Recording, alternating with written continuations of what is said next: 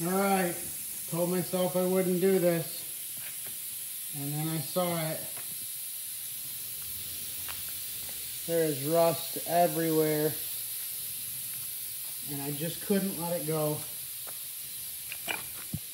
Look at all the rust that's down in that tire. There's probably, I don't know, 2 cups, and that's just what's come loose. I couldn't just let it be. So time to fire up the E-tank again. So this wheel, it ended up sitting in the E-tank all night long, and you can see what was submerged and what was not. And I did a quick cleanup of it this morning, and then while I was working on this last night, or letting it work, I was doing a whole bunch of wet sanding on this one, trying to get as much of it off as I could just to speed the process.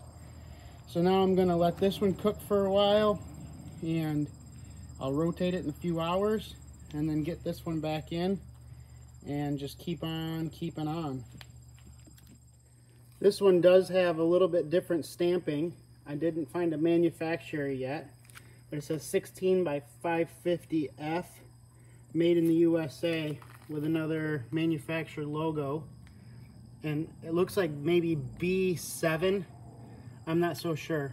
So this one was in pretty rough shape. It's pretty pitted, where this one stayed pretty smooth. So I'm hoping, I do know that this one had more rust near the valve stem area, which is probably where moisture comes in, but I'm hoping this one will be a little bit more identifiable. Sun's up. Wheels are degreased. Hubs are re-greased so the paint don't stick to them. And it's time to start throwing down some primer. Boom. Well, I've been working on my big wheels, and I've been working on my small wheels. So these are stripped and ready to sand down for a while and start painting. This was the rougher of the two, but I think it's going to clean up pretty nice, and we'll be able to get all the old paint off it and get new paint, new tubes, and save these wheels just the way they are.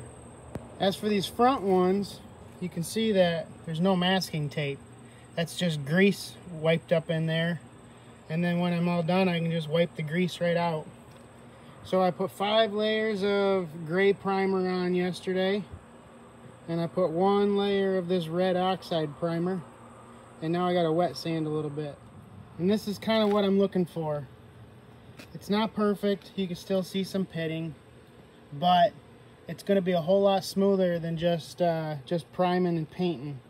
So doing that wet sand stage before the last bit of prime and paint is well worth it.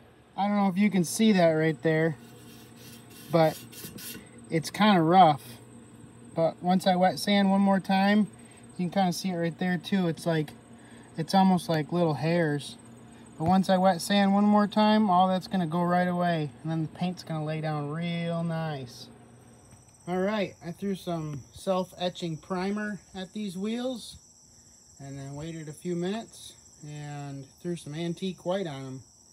Now, for y'all that know that the antique white is not stock, this is the color that the dealership in northern Indiana restored these as back in the late 70s. So that's the color scheme we're sticking with. I picked up some International Harvester red and did these hubs as well.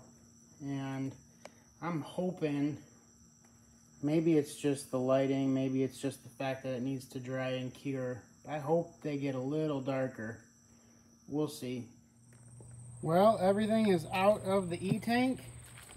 I'm on to wire brushing and sanding the rear wheels, the big 16-inch tires and wheels. My front ones have 1 coat of paint on them. They're just waiting for some sun to bake it. And I've got 1 more wheel over here that is ready to degrease and start painting. So here we are with some mineral spirits to do some degreasing, and my newest and improved bed frame paint table. And the plan is is I'm going to prime the wheels, and then I'm only going to paint the insides. And once I get them mounted so I don't wreck everything in here, then I'll finish priming and painting on the exterior surface, and that's the plan. We'll see if it works.